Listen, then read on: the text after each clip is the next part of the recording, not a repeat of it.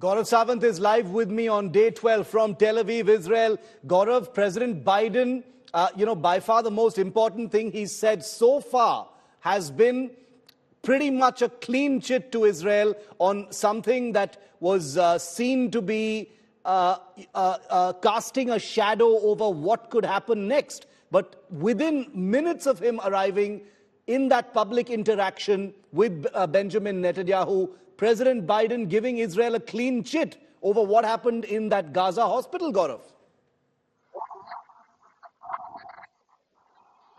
Shiv, President Biden saying that it appears to have been done by the other team has come as a shot in the arm for Benjamin Netanyahu and of course the Israeli Defense Forces, because they were suddenly on the back foot while on the offensive when it comes to their F-16s, F-15s and the Heron TP long endurance drones, the 155mm howitzers, pounding away at the Hamas strong bases and strongholds. They were on the back foot on information warfare. The moment this information came out that a hospital was hit by an Israeli missile and 500 people were dead, and several organizations flew with that information, as the IDF spokesperson said, without due verification.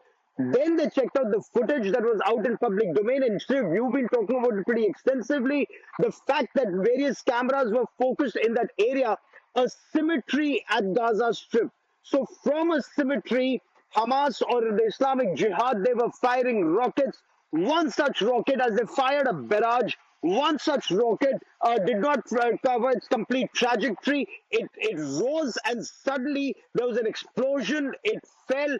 According to Israel, there was so many, the amount of propellant or the fuel in that rocket was so much that cars caught fire on ground, people had burn injuries, and with impact, that rocket exploded, leading to casualties. That's what Israel claims. Then it put out images, it put out satellite images, it put out a lot of other information, and it used its signal intelligence network to put out a communication between two Hamas or Islamic Jihad operatives, all together making that point that this was a rocket fired by Hamas or the Islamic Jihad. It did not reach Israel. It exploded midair and led to casualties, making that point, Shiv, that Islamic Jihad and Hamas are targeting civilians not just in Israel, but also in the Gaza Strip, all along the Gaza Strip, not letting people escape. But the Islamic world is still up in arms, Shiv. It remains to be seen who wins this round of the information warfare, as important as the war on ground.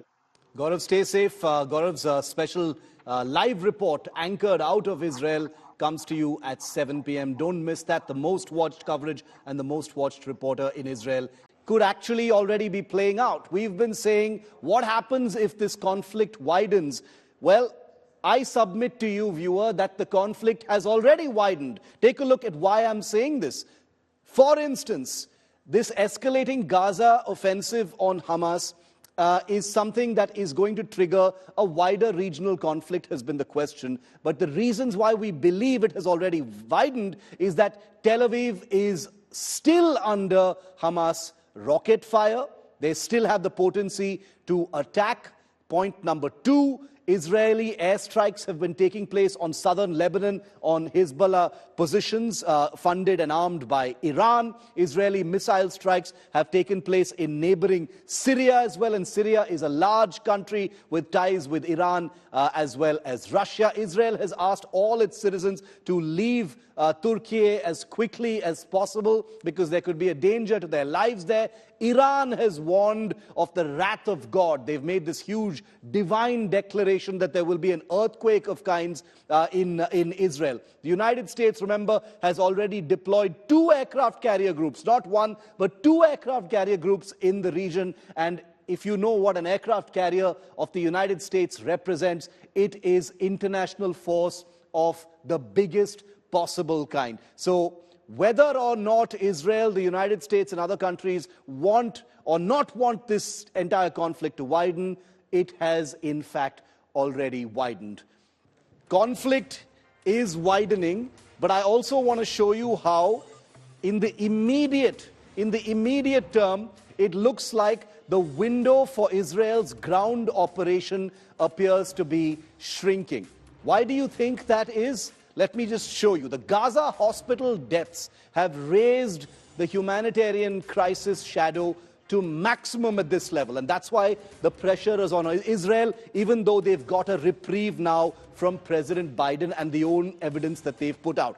Number two, why that window for that ground operation could be shrinking even though Israel is holding on to its guns. They say that we've seen images of violent protests taking place outside the Israeli embassies in Jordan and Turkey, and that's why advisories have been issued there. Number three, Biden upping the pressure on Israel not to invade Gaza is another thing that's bearing down on the Netanyahu war cabinet and government at this point of time, even though Netanyahu has all his tanks massed along the Gaza frontier. Israel's Arab friend, its friend in the Arab world, the United Arab Emirates, has also, in unambiguous terms, condemned the Gaza hospital incident and called for a ceasefire. That brings it with it its own pressure. The Iran-Hezbollah axis is doing its best to try and open some kind of a second front if there is an escalation on the ground. So that window is shrinking, and Israel is deploying quite significantly on the northern border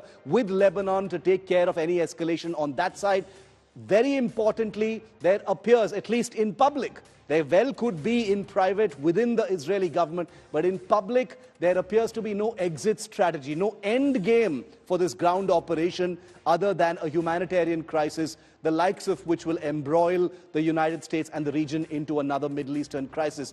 And remember, the point is that the Israeli public, the Jewish community globally, is fully primed largely for retribution and for a war against the Palestinian territories and especially the Hamas. But the longer it takes, the longer those tanks stand on the threshold of Gaza, that mood might actually shift. Right now, things are at an emotional peak, but as the death toll continues to rise in Gaza, the appetite for vengeance, the appetite for retribution and sustained operations in Gaza might actually lessen visibly. So those are the things you need to consider as far as A, the widening of the conflict is concerned, and B, the shrinking of the window for a ground operation